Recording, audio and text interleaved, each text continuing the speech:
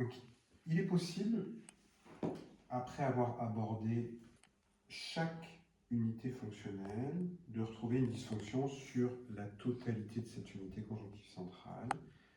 Et donc, il est possible de mettre en place une technique globale de cette globalité de l'unité conjonctive centrale.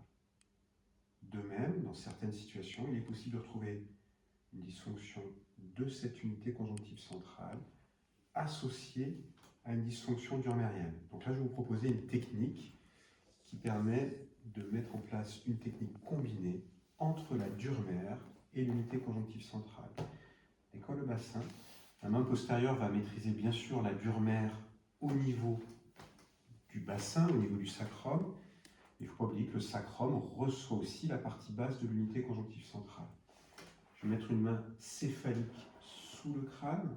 Cette main céphalique va maîtriser la durmère au niveau occipital, mais également maîtriser l'unité conjonctive centrale au niveau de l'étage moyen de la base du crâne. Et je peux mettre en place ici un troisième appui avec mon sternum qui vient se poser sur le centre phrénique. Et là, je vais visualiser la durmère que je vais accompagner dans sa déformation, l'UCC que j'accompagne dans sa déformation, aussi bien au niveau occipital, sacré, mais également au niveau du centre phrénique. Je cherche la position d'équilibre, le still point,